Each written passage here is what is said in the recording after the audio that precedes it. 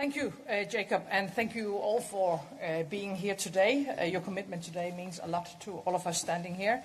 And I would like to start by saying that I believe that we are on an important mission together, not only in looking into the beds where the European sleeps, I understand, but also, of course, to create a much stronger Europe, a Europe that is able to compete globally, and a Europe that is capable of defending itself. I totally agree with you, Jacob. Europe is an amazing continent. Some of the world's greatest and most innovative companies were established here, and I see many of you represented here today. But as we all know, we are also challenged. Our competitiveness is challenged, and we risk falling behind a global race going faster than ever before. As everybody here knows, it's often said that US innovates, China replicates, and we regulate. And unfortunately, part of this line is true. We have to change it. Together, we need to lay the foundation for a even stronger and richer and, of course, also more resilient Europe. I am very happy to see that the defense industry is so well represented here today. With the war going on in Europe, we face, and I know that everybody knows that now, we face the greatest security challenge since the end of the Second World War, hybrid warfare and violations of NATO's airspace. So we have to be able to defend ourselves. And the purpose of the informal European Council later on today is actually to assure that we can achieve that. So we need to translate military needs into very concrete deliveries from you. Our ability to scale up production. We have to remove barriers, and we have to deliver real capabilities. All that is very crucial. So to put it very shortly, if you do not succeed, then we will not succeed, and that cannot be the conclusion about Europe. And we cannot wait for others to do the job for us as Europeans. The era of buying cheap energy from somewhere, goods and security from abroad is over. And we need to take on the responsibility on our own shoulders. That's the purpose of the meetings today, and I think we have started it very well out of by being here. So once again, thank you. And Emmanuel, the French President, welcome.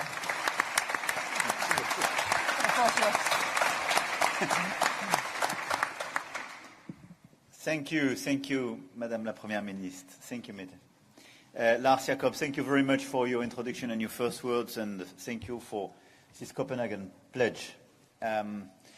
Look, I totally share first the assessment and what Madam Prime Minister just said.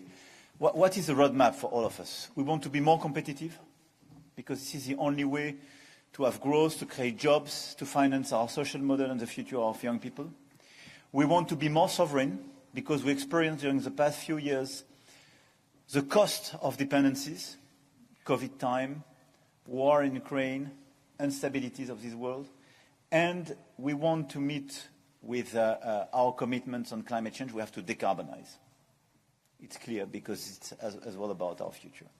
In order to deal with that and with these three objectives, we have to innovate much more and we have to be much more efficient because I think the main figures was mentioned by Jacob about the big gap with the US. A third of this gap in terms of GDP per capita difference is due to the quantity of work, but two-thirds is due to the lack of innovation and efficiency of our own market. So we live in a world of uncertainties, and this is not the purpose today to revert on these uncertainties, tariffs and so on, but we put too many tariffs on our economies ourselves. So we know exactly what we have to do. It's well established in Letta report, Draghi report, and so on. So now the question is how to deliver. And this is the agenda we work on with the leaders and with the Commission, and it's a days and weeks issue. And I want to insist on that because for me, the end of this year is absolutely critical to deliver this agenda. First, this is simplification.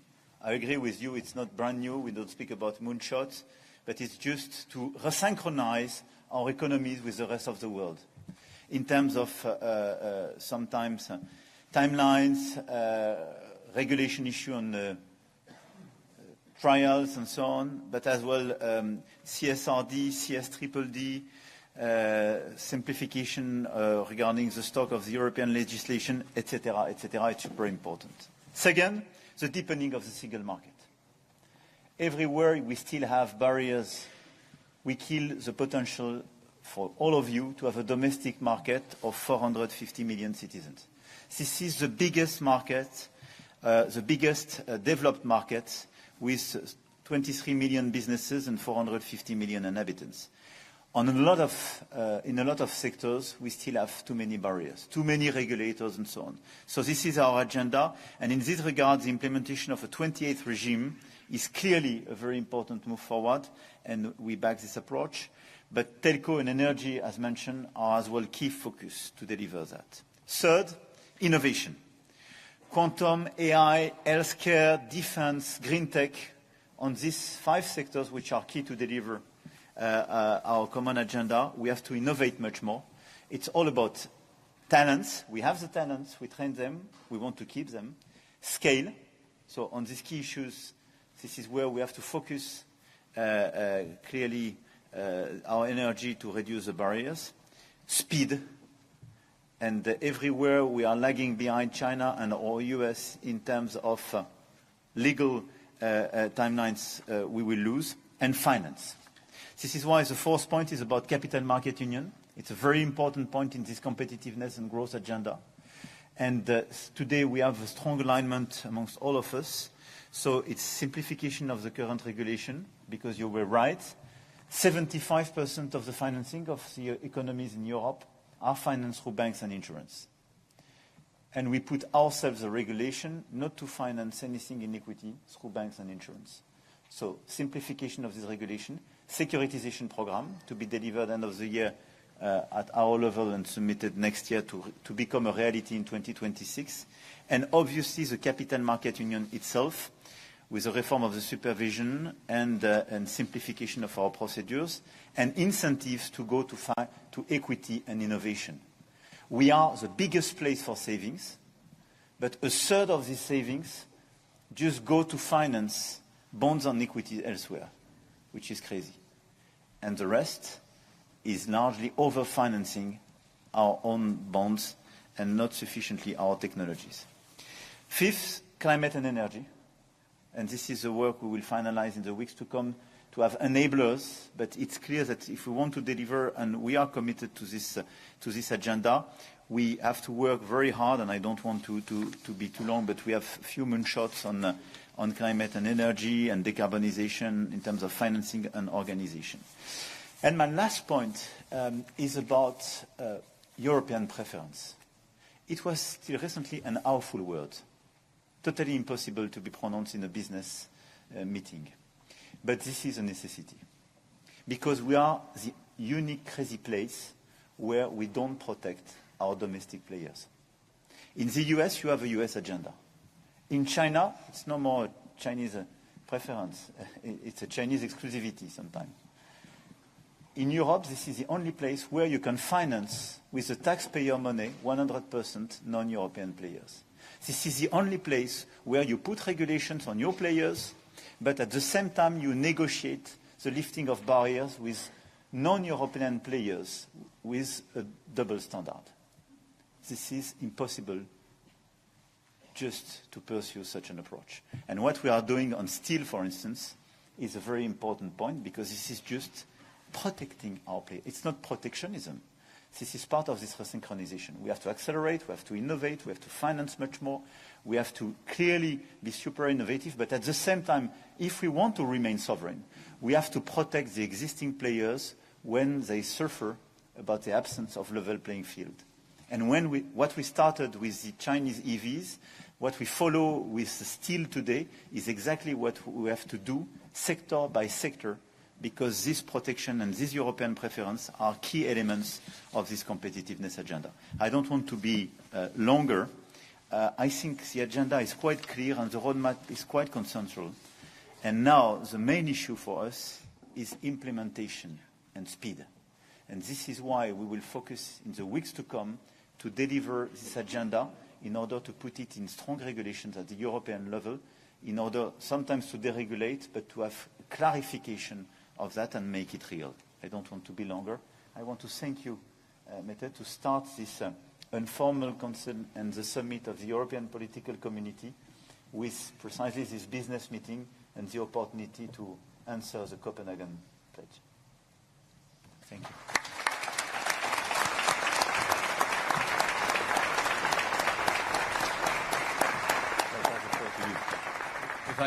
If I could leave the word, Prime Minister Tusk.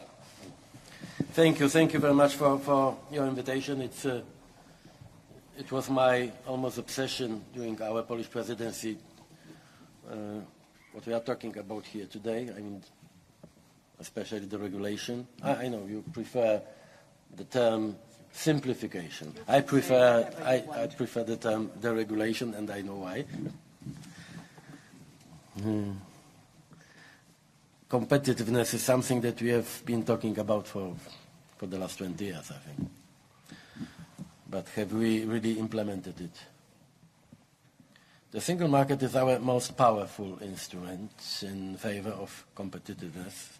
But when I again became Polish Prime Minister at the end of 2023, I found the same barriers, or even more barriers, to the single market as the ones that were there than 10 years before. The single market is not just a free trade area. It is a common good, so we need to have an honest diagnosis and act on the problems that we identify. I think that I can say that we in Poland have done our homework, and we have done the diagnosis work. And we didn't do it by ourselves, by the government alone. We have worked hand in hand with our businesses, our managers, business organizations, hand in hand with those who are the addressees of what we do. So, what is it about? First, as I said, the regulation. The EU has been legislating over the years, adding layer after layer. We in the EU have become a regulatory power, for sure, nationally and at EU level. This has to stop. Both the European Council and the Commission have understood it by now. The simplification omnibuses have been an absolute priority of the Polish presidency, same for the Danish presidency. Thanks to Mette and to Ursula, who are bringing this project forward really forcefully. The delivery is painful, but I can assure you that none of us will give up, and we will deliver. For you, the European companies, in a world of geopolitical uncertainties, of new tariffs, of very brutal world competition, we truly need to make life of our companies easier. Second, ambitions matching reality. And our reality today and tomorrow, I think everybody here will agree, is security. And security means armaments. Armaments means steel. Steel means reindustrialization. We have to be self-sufficient. We cannot outsource our security. But because of our energy costs, the highest in the world, and of course our climate regulations, companies are leaving Europe. I don't want to spoil the good atmosphere here and the good mood, and I fully understand your argumentation, Emmanuel. And yes, we have to protect our companies, especially our steel companies in Europe, in Poland, everywhere. But the reality is very brutal. I remember my last discussion with the biggest producer of steel in the world, and very active in Poland also. And he was brutally clear with me. There is no chance to continue his work on our continent with our overregulation, high energy prices. And this is why, not only for him, today the United States, Canada, Brazil is radically more attractive than Europe. And we have to be frank to each other with this. And as you know, we have no time. In the next few, not years, but months, it will be too late if we are not ready to react today to this.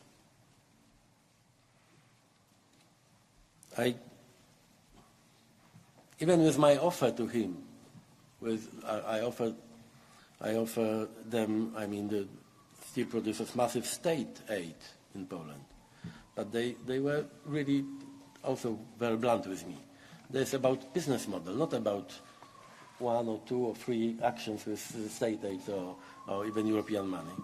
And this is why we have to think about our a real acceleration when it comes to the regulation process. Our ambitions cannot mean that we continue to impose new burdens on companies. It cannot mean that because of Europe, companies lose competitiveness vis-à-vis the world. Look at the world around us. We, Europe, are responsible for only 6% of the world's emissions. We cannot constantly be the ones who reduce emissions at a pace that no company can bear. We cannot constantly increase our ambition when others do not. That is exactly what competitiveness should be about. Yeah, we should be ambitious, and we are, but we have to do it wisely and responsibly. And of course, we have to do it together with our companies, managers, businesses. This is the only way to succeed. Thank you.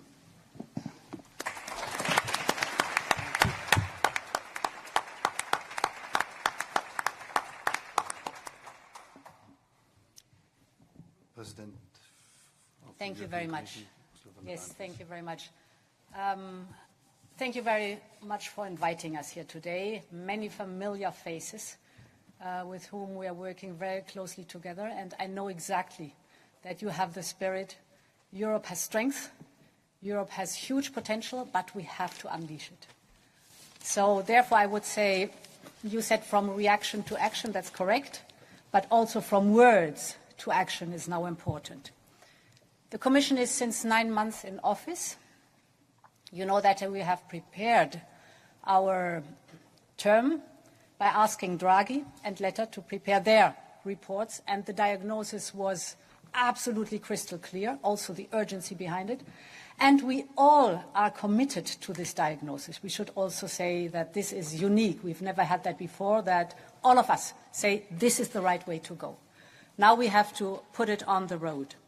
And therefore, we have started with, and you're familiar with that, with the different sectors or fields of action that are so important. Indeed, competitiveness and decarbonization. We've started with the Clean Industrial Deal. You asked for the simplification. You asked for the speeding up of the permitting and many other topics. It's in there. We have set up a startup and scale-up fund that is so badly needed for our startups that are innovative and that want to grow here in the European Union. We are proposing for the next long-term budget a competitiveness fund, also your ask, of 400 billion euros exactly to boost the competitiveness and to have the public hopefully associated with the private funding here in the European Union.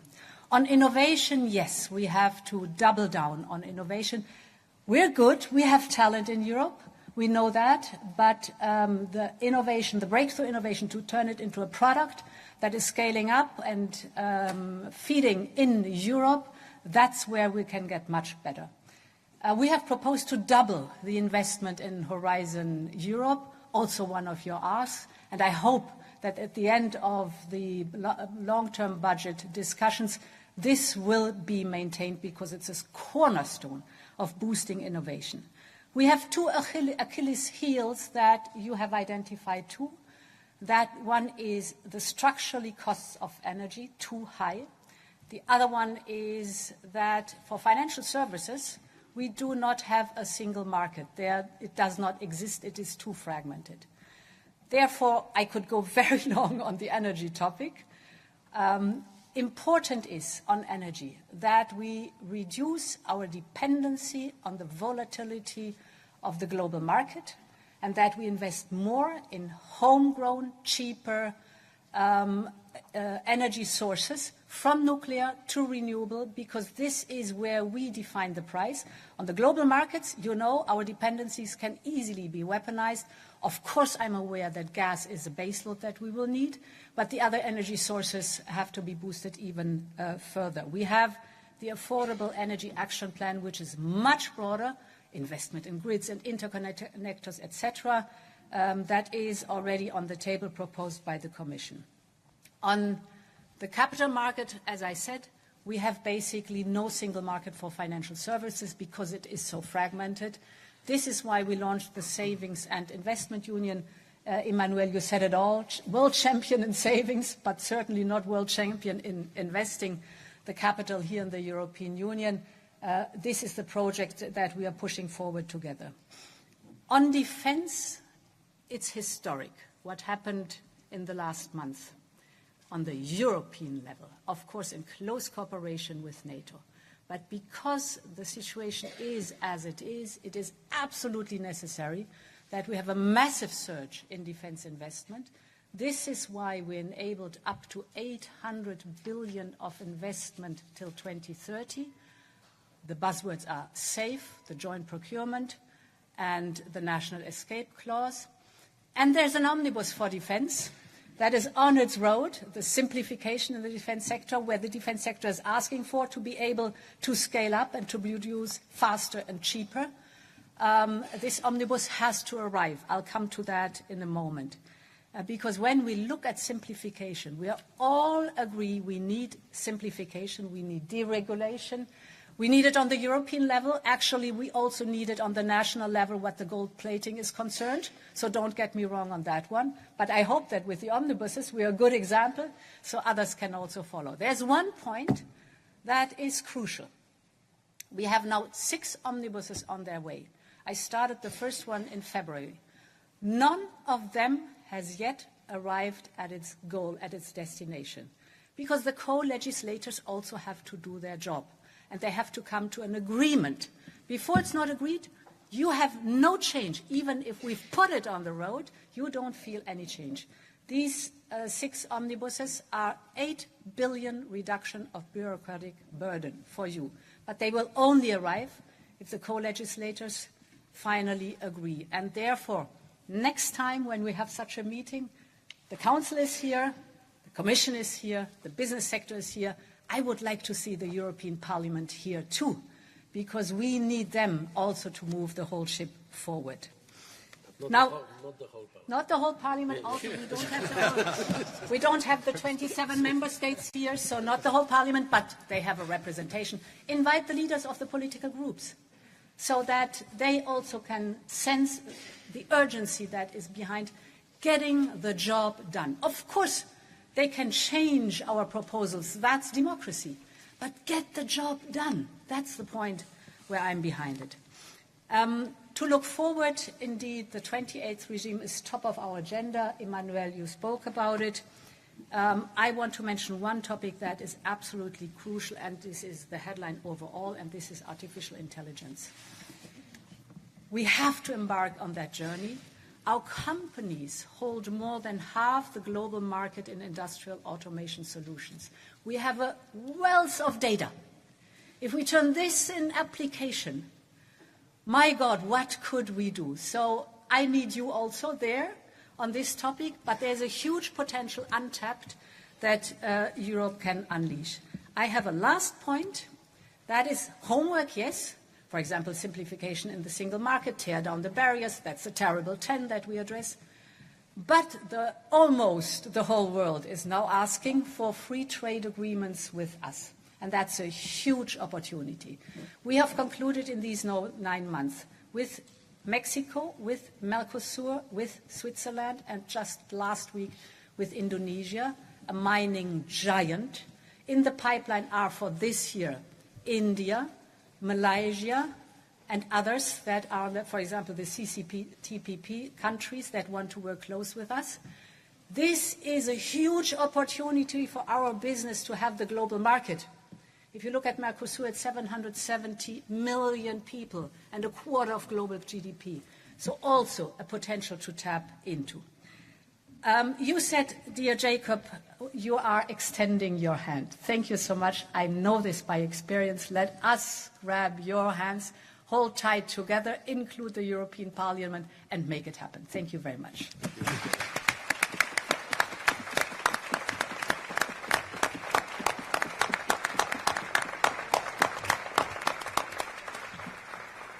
A lot of very, very important phrases here. I hope all of Europe listens to what you have just said, all of you.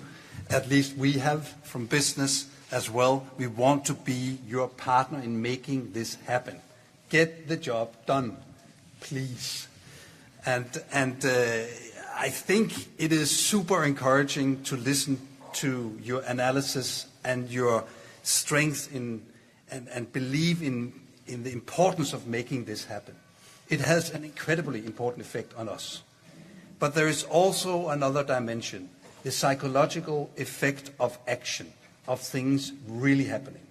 And we are at a stage now where the global situation forces us as industry so much that we need the psychological effect of you also showing the way and making it happen so we can feel it. So we know it's difficult. Somebody said this morning early that it's not only a talk about what's possible.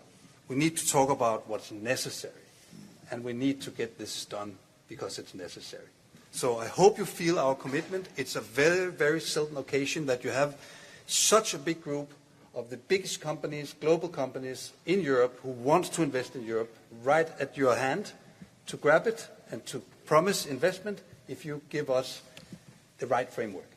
So with that, I would like to conclude this formal part of the event and thanking you dearly for making time to come around and meet European industry here in Denmark while you're here.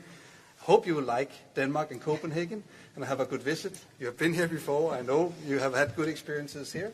And I hope that will also continue in your very important meetings going forward.